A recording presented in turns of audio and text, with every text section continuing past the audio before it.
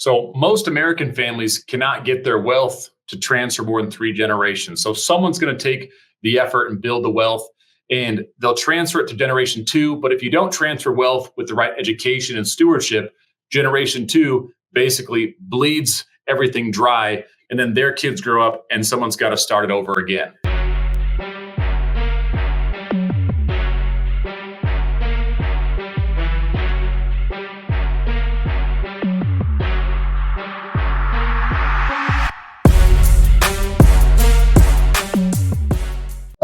Welcome to another episode of Entrepreneurship Exposed, hosted by your guy Beez, where we discuss everything related to entrepreneurship, but always with a twist of business acquisitions.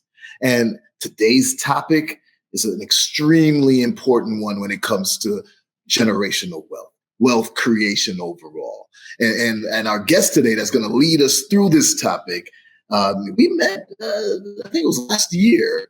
So let's say about 8 months ago or so, and immediately connected because it was very much related to what I do with business acquisitions. This is something that is needed in order to continue true generational wealth and to involve the family in it.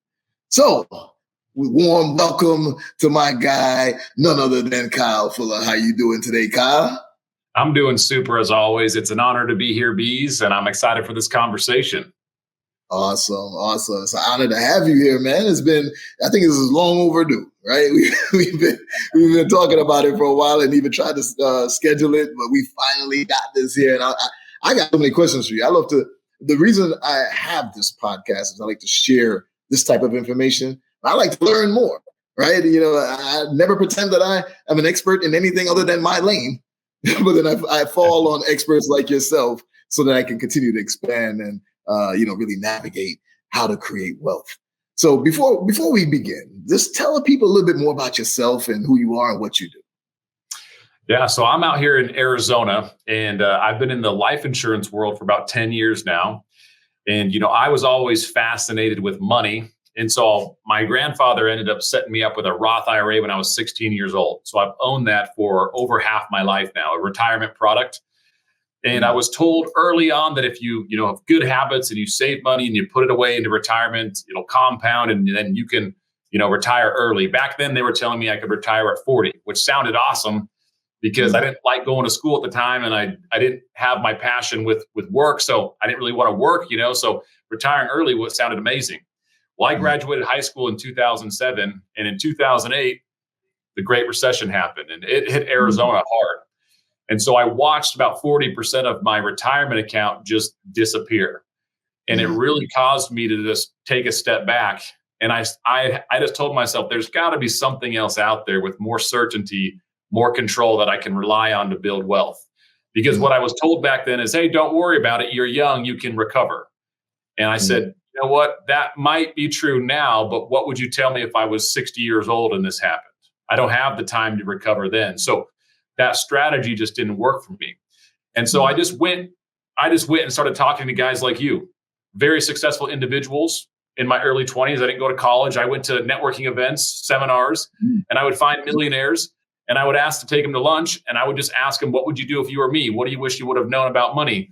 And eventually it took me to an orthodontist who was also a private banker. He was using certain life insurance policies to privately finance his orthodontic practice. And he also had this private family banking system that really spoke to me because I'm a big family guy. And so it was this conversation around money that I had just never been exposed to. And as soon as I saw it, I knew this is exactly what I want to teach. And so here I am now with my own company, Factum Financial. And this is all we do is specialized whole life insurance for the concept of what we call infinite banking or family banking.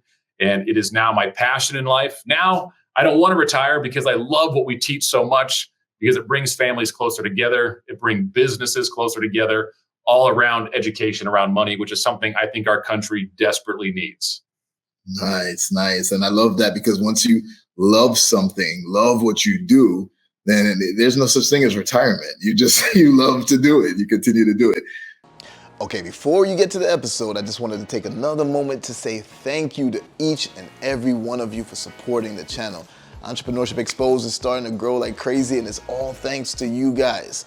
Now, if you like the content, like the information that you're getting, like the guest speakers, like all of the strategies, then the way that you can support us is by subscribing to the channel below. Now, after you subscribe, you want to make sure that you also like every video. You comment on it if you can. And even more important is to click that notification bell. That notification bell will make sure that you get to see every single episode with all of this amazing information so that you can get started on your journey as an entrepreneur. All right, now back to the episode. Let's go. Awesome. So, one of the things that you said, Kyle, that really resonated with me, there was a period of time where I used to, I was trying to find out information. Same like you, going to these networking events, like, how do you create wealth? What is everybody doing? And one of the things that always struck me is that it was like these super CEOs of these really large companies, and they'd be like, oh, I'm taking a $1 salary. And I was like, wow, I guess because they're so rich, they don't need to take a bigger salary. But then I started learning, so I started digging deeper, and I realized that all of them were taking like a $1 salary, and they had a huge insurance policy. And I was like, wait a minute, what's going on with that? And I know in my community, not just the Black community, I'm Caribbean from Jamaican, but definitely in the Caribbean community, to us, we thought life insurance just meant the death benefit. Life insurance just meant you die, and that leaves a little bit of money for your family. Then I realized that no, people are living through their insurance policies. Right. So I think that resonates with exactly how you just described it in that short intro. Could you elaborate a little bit on that whole concept of why they'd be taking this $1 salary, but yet have these large insurance policies? Yeah, it's an interesting conversation, Beez, because what we teach now at Factum used to be very common education that existed in America about 100 years ago. But somewhere in the past 40 years, middle America went off on this different route, and all the wealthy elites kept doing what they were doing. There was this separation of education, and we're really bringing that back to the forefront, because when you hear life insurance, most people are programmed to think, like you said, a death benefit. But it's not called death insurance. It's called life insurance, right? So there are living benefits that exist into there. And if we look at just the landscape of America, like I think what we probably hear in our worlds so often, Beez, is, if I could just make more money, that would solve all my problems. And I know income is not our problem in the US. I mean, if you make $40,000 a year, you're in the top 50% of income earners in the US. Now, if you make more than $500,000 a year, you're in the top 1% of income earners in the US. And if you compare that to other parts of the world, if you make $34,000 outside the US, you're in the top 1% of income earners worldwide. So the average American making $40K a year here lives substantially better than most other parts of the world. And so, and if we don't believe that, you got to go to some other countries. We go to Honduras. We do a lot of nonprofit down there. And, you'll get the perspective on just how blessed we are to live in the United States. This is the land of abundance and opportunity. So I'm convinced that income is not our problem in America. What our problem is how much money we save as Americans and where we store that wealth. So we've all been taught, take money, save it, and keep it with a bank. That's where most people keep their money. But if you go study some of the best players in the money game, which are banks, we learn that banks do not keep their wealth with other banks. They keep it with life insurance companies, like you described. And the wealthy elites know this. Why would someone want to take a small salary and have a large insurance contract, or make a ton of profit and not keep it at a bank, but they want to keep it liquid inside of a life insurance contract? And the reason they do that is because life insurance has a number of benefits built into it that do not exist in any other, what we call liquid, safe asset class. So too many times people think of insurance as like an investment. It is not an investment. It has more in common with like cash, checking account, savings account, CD, a liquid safe equivalent. Now, I don't know if you're a bit like me, but I don't log on to like Chase Bank or Bank of America or Wells Fargo and get really jacked up about the growth on my checking accounts that I use for my business, right? Yeah. But yet I've owned whole life insurance now for over 10 years, and I've got hundreds of thousands of dollars in those policies in the form of cash value, and it grows thousands of dollars a month net of any taxes. And that's just one of the benefits that exists there. So the reason these CEOs and these big companies are doing that is life insurance companies offer them way more benefit to store their wealth than any other asset class that we can find right now.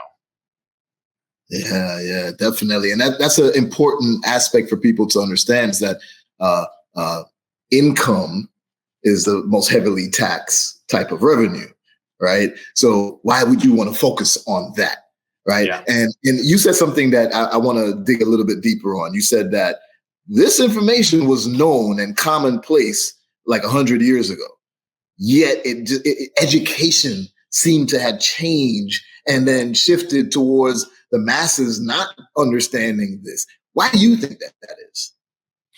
I think it comes down to control. It's all about control. Somebody wanted the control and that flow of money for middle Americans' dollars.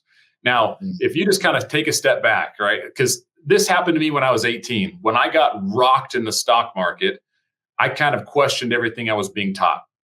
And now that I'm 35 and all I do is spend time researching money and teaching about money and cash flow, now that I look at the game and the way the financial game is played, I think it is rigged against middle America. And if it wasn't, more middle Americans would be rich. But we know very few of us are rich because the game that's being played, middle America, I was one of those people, we are taught to play it the exact opposite of the way it should be played. And we used to know these things. So the education shifted and we were told now, hey, don't control your own money, Beez. It's too complicated. Give it to a financial advisor. Give it to Wall Street. Give it to the banks. We'll keep it safe for you. We'll manage it for you. And when you're 65, guess what? You can start enjoying life. Now, that's what we buy into. But and I know, if you know the rules of the money game, you can really win it in like 5 to 15 years, even if you're average. And that's the exciting part about it. But that education doesn't exist in our school system. It's not taught in the colleges. It's just not there. You have to go out and find it for yourself. Awesome. And that's what you're focused on in Factum Financial? So when we go into companies, because we have a very strategic partnership right now with Keller Williams, so the largest real estate company in the world, they're bringing our education into there because they have the same problem that middle America does. Great income, amazing realtors, awesome business owners, but it doesn't mean they have good financial education, awareness, and that they're good savers. So our company comes into communities like that, and we put a heavy emphasis on what we call the foundation. We pour into people with financial education, help them become aware, and then we help them build a powerful saving strategy. So it's very foundational what we teach. And that's the biggest problem we're seeing on the American landscape today. We make so much dang money in America, but we do not keep enough of it. And I'm convinced that happens because nobody loves saving money with the bank. It's just not that exciting. It might have been 30 years ago. It's not that way now. So we got to find better environments to store our wealth in. Agreed. So you don't only offer the services to help get like these infinite banks, these insurance policies set up, but you offer the education on what it's about, how to utilize it, how to access it, and non-taxed and things like that. Is that accurate? Yes. So we have an entire educational course that's built to help our clients, one, empower them to really get good with whole life. Like a lot of people have life insurance, but they don't know how to use life insurance, right? Yes. A lot of people have real estate, but they don't know how to use their real estate for like cost segregation, depreciation, to create cash flow. Like what you do with businesses is strategic and it requires education. So we built an educational platform to educate all of our clients. And once you understand the asset, it's no different than managing a bank account. It's just way more efficient, but it takes education. Very interesting. So I was thinking of a recent acquisition that we made. And now I'm thinking, maybe I bring your company in to educate the employees, just to give them additional benefits and show, they feel better to know a new owner came in, but now this new owner is concerned with our financial literacy and financial health. So, okay, you just got a new client there. Now I'm thinking this through. I love it. One of the things that you told me once that, it really resonated with me, right? Now, for the audience, one of the things that I've learned studying the Rockefellers is that, you pair your insurances, your infinite bank insurance, that family bank with your trust. And that helps to replenish the trust And that's really the foundation of generational wealth. Yeah, there's ways to make money, but then how do you keep it and how do you distribute it? Because, not every family member is responsible and good and all of that. So how do you control it properly? And, it made me really understand the importance of utilizing all of these things together. Right. So I would assume, Kyle, that you have a trust that you utilize with your infinite banking insurance, and that helps to replenish it. Is that the same model that you're taking? Absolutely. There's a very strategic way to do this. And I love that you bring up the Rockefellers. If we want to go be successful in something, Beez, we can go figure it out ourselves, which can be very difficult, or you follow a system and a model that already exists. Right. So most American families cannot get their wealth to transfer more than 3 generations. So someone's going to take the effort and build the wealth, and they'll transfer it to generation 2. But if you don't transfer wealth with the right education and stewardship, generation 2 basically bleeds everything dry, and then their kids grow up and someone's got to start it over again. So if we study families like the Rockefellers that you brought up, they're going on like generation 6 of transferring wealth. And one of the ways that they do it is they buy life insurance contracts the moment a family member is born. The trust can own those, and it builds what's called cash value. And so when that individual needs something, a mortgage, vehicles, a business loan, they can actually go to the family banking system, if you will, and pull from that as long as they're being good with the money. And when that individual passes away, the trust inherits that death benefit and everything is replenished. Now, that system only works if you have the right team on board to help coach, mentor, train, and instill the principles of the family. And that's what I'm so passionate about. So what I've done with my family, we meet every quarter to talk about money and our private family banking system. And what's cool about that is because the education's there, our family is actually closer together than ever because of education. Now, you referenced something earlier, and here's the reality. You are going to have some siblings. You might have some parents. You might have someone in the family that's just not going to be a good fit. They're going to make certain life choices, and it's going to disqualify them from working inside the family bank. So you got to really treat it like a business. But it's one of the most compelling ways to just keep more money and more wealth inside your family unit that you can perpetuate generation to generation. Awesome. I love that, especially when you had told me about that, the structure on those family wealth talks. And I think you said you were putting together a curriculum on that as well. That's amazing, because generational wealth is not just about the money that you make that you're going to pass down. It's more about the knowledge. If they don't know what to do with it, they will lose it. Right. So what's that famous saying? Is something like the first generation makes it, the second generation grows it, the third generation wastes it, or something like that. Have you heard that? You know what I'm talking about? I have heard that. Yeah, it makes perfect sense. That's pretty much what we see like worldwide. There we go. Okay, so I think we're at the point where we want to pop this entire industry, right? Pop what it really means to create a family bank using infinite banking insurance, obviously also connecting it with your trust. And I'd say utilizing business acquisitions to help fund it as well, right? That's one of the greatest ways of creating wealth too. So tell us in your words, what's the number one pro, the opportunities, and most importantly, the problems that people have to be wary about in creating a family bank? I think the pros are you'll keep massive amounts of wealth in your control for things your family is going to do anyway. So a lot of times people think this is like investing. It's the exact opposite conversation of investing. With investing, we take our dollars, we go put it in environments to get new dollars back into our life. When you want to own a banking system, all banks want to do is control the flow of money for communities. And most of our families go to a bank for that service. So when you have a private family banking system, like let's take my 3 young boys right now. All of my boys will grow up and they will pay money to own and drive vehicles. That's a guarantee. They have to do that. It's a part of life. Now, they're going to do 2 things. They're either going to go finance it with a bank and pay them principal and interest, or if I'm smart, I'm going to build up my own private banking system. So they come to me and my wife and they say, hey, I know we have this private banking system. I'm 16. I need a car. Well, guess what? We're going to charge them some interest just like a bank because this is a business. The difference is now I get the chance to build a relationship with my son, teach him principles about money, how money works, and he's going to pay income to me and my wife. Now, those deals are sitting right in front of us in our living room every single night. We got the family there, we're eating dinner, whatever it is. Those kids are all potential cash flow sources for us, but it's a way we can instill our leadership into those children. So if they're going to spend money on vehicles, and the average American spends about $400,000 in their lifetime on vehicles, that money is sitting right in front of you. You either give that to a bank, or you say, you know what, we're going to change our conversation in our family, and that's going to be income for my wife and I. Now, the cool part is, why would my boys want to come work with me and pay me interest? Well, when my wife and I pass away, guess who gets all of that money they paid into that system income tax free?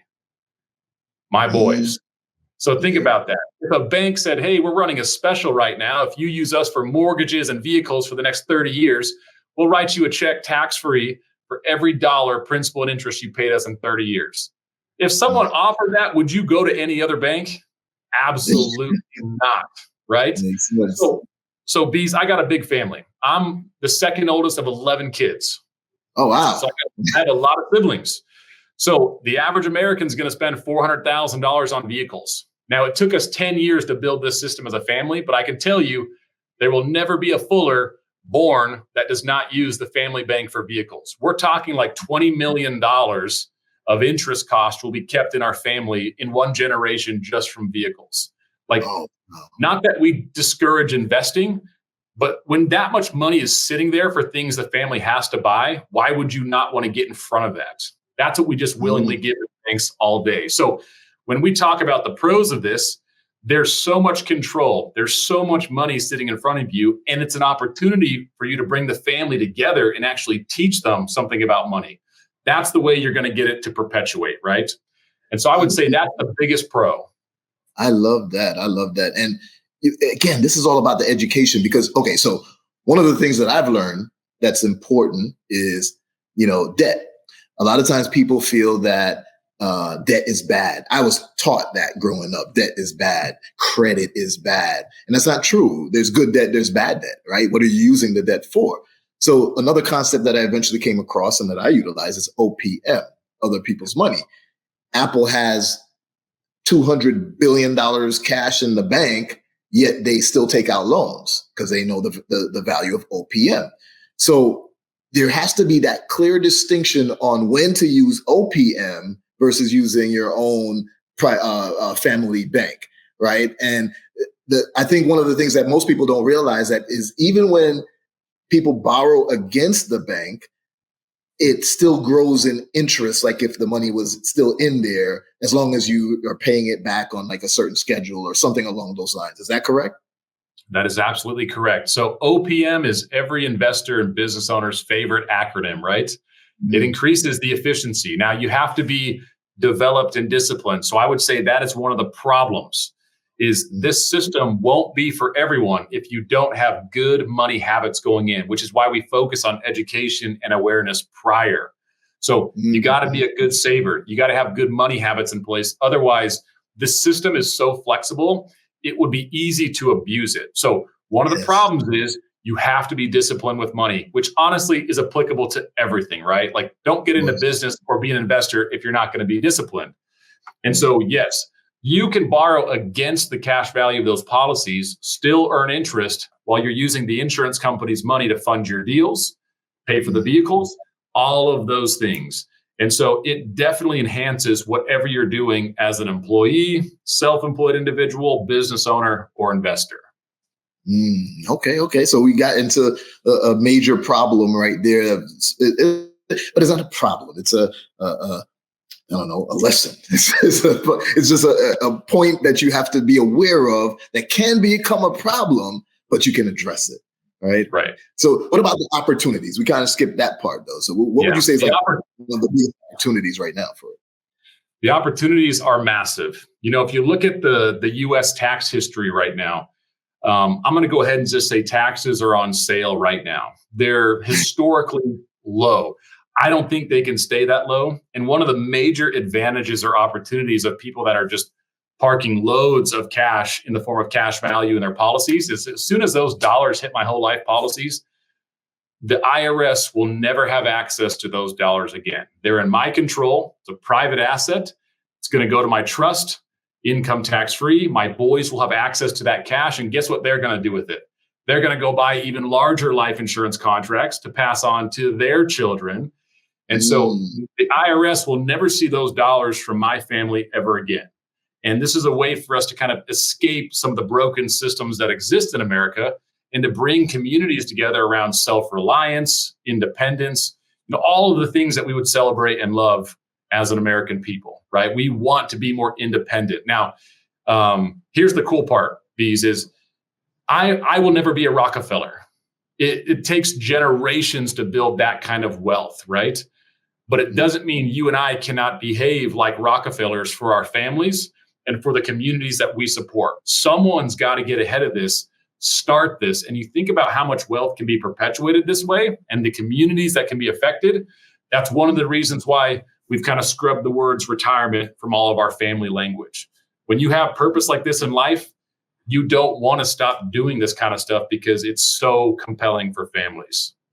Definitely. I love that.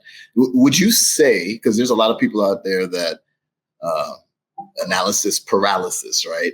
And then they'll say, oh, well, I'll do that. But first, once I get my trust first, would you say that that's not necessary? Get your insurance policy right away. The trust could still be added later, and then you can change the beneficiaries, etc. I know I'm giving the answer, but I want the professional to be able to explain it more for everybody. Yeah. So the cool part about the life insurance policies is they're kind of like pre-engineered simple trusts. Anyways, they're so private, they're so protected. There's an owner, there's a payor, there's a beneficiary, very similar to how a trust is set up. So for the average American, it's almost like when you buy a whole life insurance policy, you kind of have a mini trust built into it. Now, I didn't get my trust until like 7 years into owning whole life insurance. So I did not start with a trust, right? I was 25, we made a little bit of money, we put some into whole life, and we kind of grew our system and our education around that.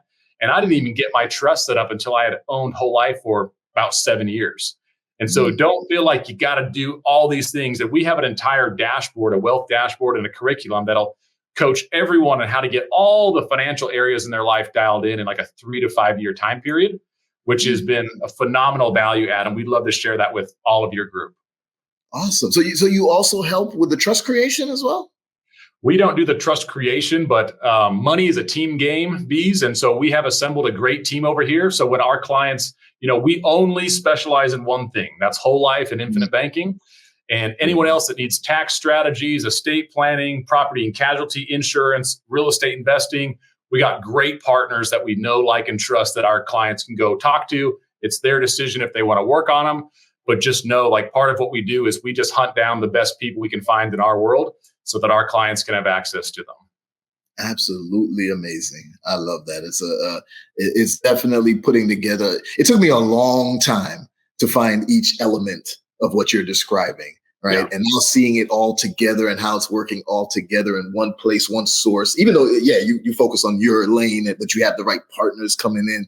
That's absolutely amazing, Kyle. And this is the information that people need, right? I'll focus on the business acquisition and help to generate loads of cash, but then we could put it into the right. How do you keep that wealth?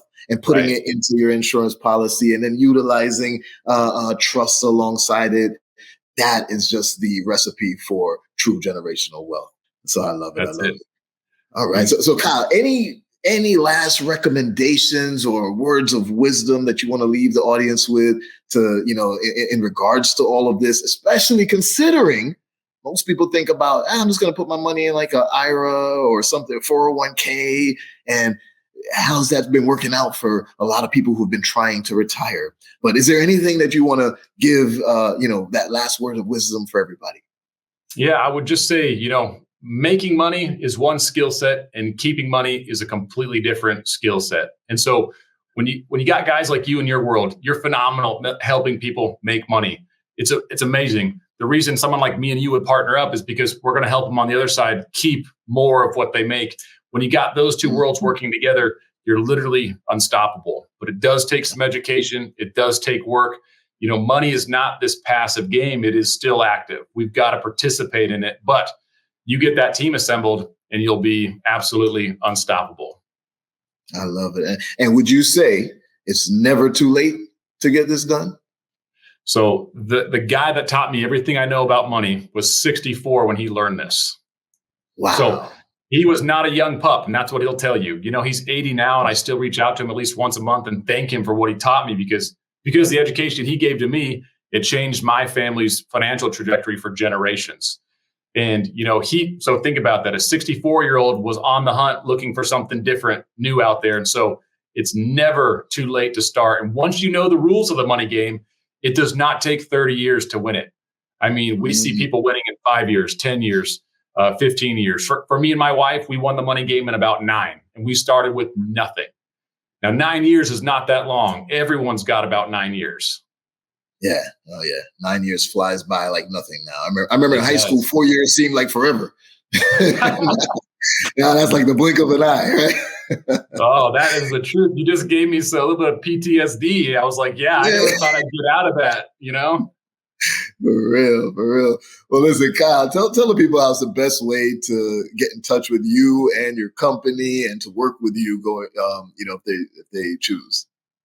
Yeah, so we have a website, factumfinancial.com. You can go on there. We got a lot of free resources. We're an educational company. So our promise is we'll never try to sell you anything. We will educate you. We want you to know what you're actually buying. We're passionate about the life insurance world. We also have a link. I think we've got it somewhere on here, Beez. We can share that with everyone else. It's got some general content that will take what the conversation we had today and just kind of piece some of those conversations together. And so I think that would be the best way to get a hold of us is just get on some of our education. Awesome. And we'll make sure we put all of that down in the description so everybody can contact you. I highly recommend that everyone does. This is extremely important information. And not just that it's important, the way that Kyle presents it is probably the best that I've ever seen. Right. No shade to one of my great friends who's also taught me a lot about it. But Kyle has done an amazing job. And I love the whole concept of you putting. I just started to restructure my family wealth meetings. And I've taken some of the information that you've given me already to help. So I'm looking forward to that full curriculum being ready as well. It's in the works right now. Awesome. Well, thank you again, Kyle, for coming on to Entrepreneurship Exposed and helping us to expose what it really means to create that family bank. Y'all already know what to do. If you're not already, subscribe to the podcast on every platform. Make sure that you do. If you're watching this on YouTube, make sure you like, subscribe, comment, and turn on that notification bell because you don't want to miss conversations like this one. All right. So shout out to Kyle, Factum Financial. Shout out to the Rockefellers for giving us a foundation of learning this as well. Right. And I'll see you all on the next episode of Entrepreneurship Exposed. Let's go.